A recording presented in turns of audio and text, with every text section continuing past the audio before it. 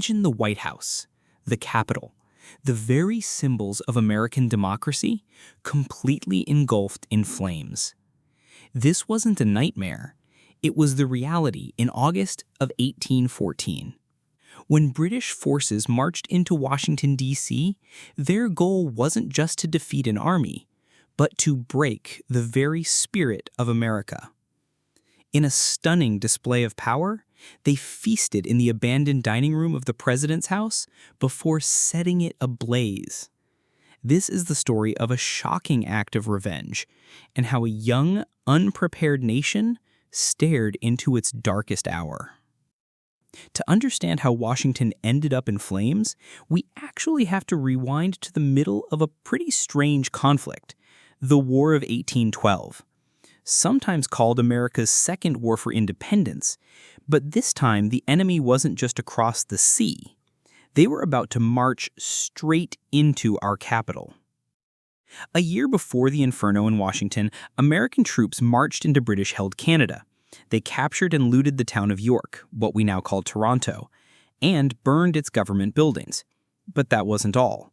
In May of 1814, American forces torched the small community of Port Dover. But to the British, that wasn't just military action. It was an insult, a deep, personal insult. Revenge wasn't just a possibility, it became a promise. By the spring of 1814, the game changed completely. Napoleon was gone in Europe, which meant Britain could suddenly send thousands of its best, most battle-hardened soldiers to America. A plan took shape, pushed by the aggressive Rear Admiral George Cockburn. The target wasn't just an army, but the symbolic heart of the American government, Washington, D.C. It was a perfect target, hugely important, but also, they figured, very poorly defended. In August, over 4,000 veteran British soldiers landed in Maryland, and Washington was wide open. As British forces under Major General Ross advanced from the Chesapeake, panic started to creep into Washington. The American leadership was a total mess. Secretary of War John Armstrong tragically underestimated the threat, convinced that Baltimore was the real target, which left the capital dangerously undefended. The job of defending the city was thrown at Brigadier General William Winder, a political appointee who, to put it mildly, was not ready. He frantically tried to pull together an army, but mostly ended up with disorganized inexperienced militia. The inevitable confrontation came on August 24, 1814, at Bladensburg, Maryland. On paper, the Americans should have had an advantage. They even outnumbered the first wave of British attackers and held the high ground. But their lines were a mess, and the men were exhausted and on edge. When the British regulars advanced, they unleashed a new and terrifying weapon, the Congreve rockets. And let me tell you, those rockets didn't just fly, they screamed through the air. The chaos was immediate. And when the militia retreated in panic, it wasn't just a defeat, it was a humiliation. The Battle of Bladensburg was a disaster, and the path to Washington was now completely clear. With the American army scattered, Washington, D.C. descended into chaos. When word of the defeat hit the city, everyone who could ran. The roads were clogged with government officials, soldiers, and citizens, all desperate to get out. But in the middle of all this chaos, one person showed incredible cool-headedness. First Lady Dolly Madison. President Madison had sent her a message urging her to be ready to flee at a moment's notice.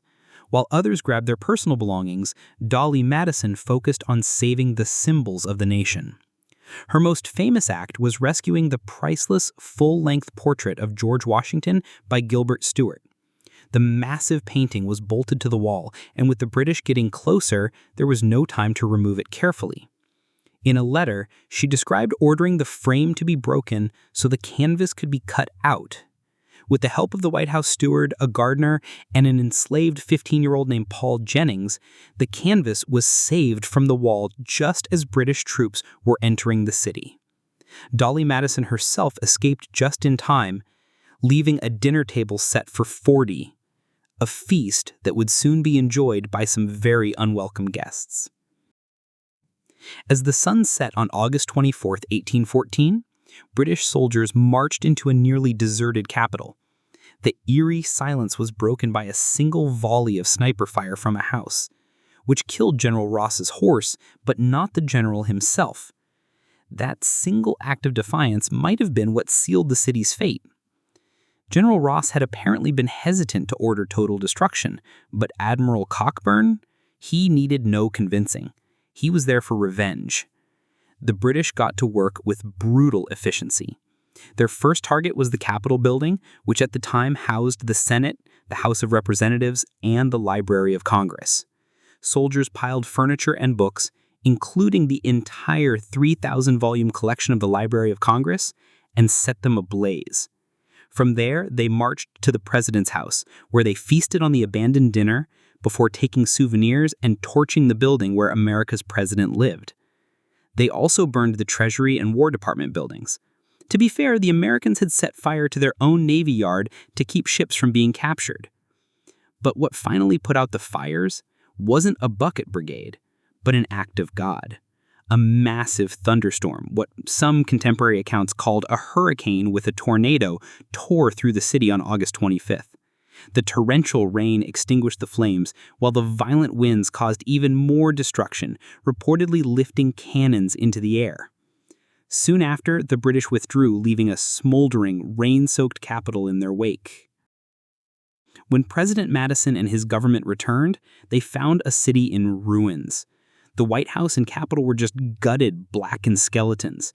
In fact, you can still see scorch marks on some of the White House stones today. Public morale was at rock bottom. One piece of graffiti scrawled on a ruined wall said it all. George Washington founded the city after a 7 years war with England.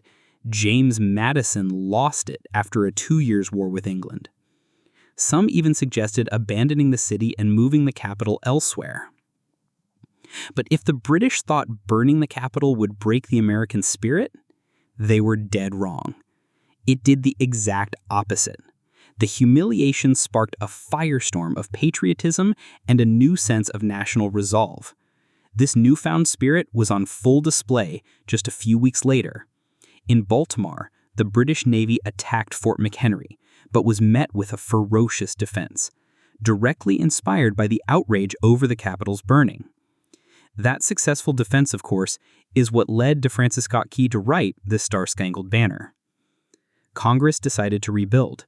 To replace the lost Library of Congress, Thomas Jefferson sold his personal library of nearly 6,500 books to the nation. The burning of Washington remains the only time a foreign power has ever captured the U.S. Capitol. It was a moment of profound crisis, but out of the ashes rose a stronger, more resilient nation, defined by its choice to rebuild and proving that its foundation wasn't made of stone and timber, but of an idea that could never be burned.